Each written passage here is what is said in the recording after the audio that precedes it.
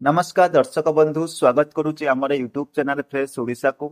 आज ये वीडियो माध्यम मु कौन कहवाक आसी आपण मैंने समस्ते जानीपारे ये वीडियोटर थंबनेल को ही देखी जेपरिक ये वीडियोटर थंबनेल लिखा जाइए पोस्ट मैट्रिक स्कॉलरशिप विषय। तो आज ये वीडियो माध्यम से टॉपिक विषय जाना पोस्ट मैट्रिक स्कॉलरशिप को गोटे नुआ अपडेट रही से विषय डिटेल्स जानवा। तो चलते आज वीडियो को स्टार्ट करवा पोस्ट मैट्रिक स्कॉलरशिप नहीं कौन रही अपडेट से विषय डिटेल्स जानवा।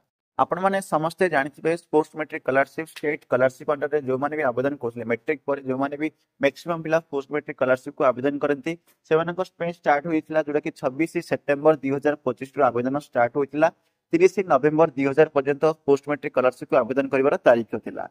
अनेक लोक एतिक दिन भीतर आवेदन अलरेडी कर सारे बहुत लोक रही जो मैंने कि आवेदन कर पारना। अनेक लोक प्रोब्लेम फेस कर सैट्र सर्भर डाउन जो एप्लाई हो पारे जो मानकर इनकम सर्टिफिकेट अपलोड होनी इनकम सर्टिफिकेट आईडी नंबर देले वेरिफिकेशन होनी आधार सीडिंग स्टेटस मझे शो कर ओटीआर नंबर प्रोब्लेम आसला बहुत गुड़िक एपरी प्रोब्लेम आसला जो जो कारण जो अनेक लोक आवेदन कर पारना। 29 नवेम्बर आसीगला किसी भी डेट अपडेट आसी नाला।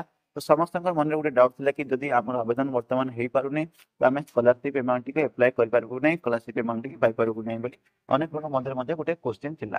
तो से गोटे खुशी खबर आसी जाइए जो पोस्ट मैट्रिक स्कॉलरशिप आवेदन तारीख 30 नवेम्बर 2025 ताहाको एक्सटेंड करा जाई 31 डिसेंबर 2025 पर्यंत कर दिया जाए। जो 31 डिसेंबर 2025 डेट एक्सटेंड होती बर्तमान साइट रे तो शो करूना स्टेट स्कॉलरशिप साइट रे तो शो करूना किंतु गतकाली जो ST MBC department welfare department अच्छी ऑफिशियल वेबसाइट अच्छी तार ऑफिशियल जो अच्छी डिपार्टमेंट अच्छी तार जो ट्विटर हैंडल रही ट्विटर हैंडल ट्वीट माध्यम गोटे पोस्ट आसी से पोस्ट में लिखा जाइए जोटा कि 31 डिसेंबर 2025 हूँ स्टूडेंट लेवल पोर्टाल पे ओपन रही स्टूडेंट माने 31 डिसेंबर 2025 पर्यंत आवेदन करें। इंस्टीट्यूट लेवल पे रही 15 जनवरी 2026 डिस्ट्रिक्ट लेवल पे रही 31 जनवरी 2026। तो मेन इंपोर्टेंट हूँ स्टूडेंट लेवल स्टूडेंट मान गोटे मास पूरा समय रही से आवेदन करेंगे।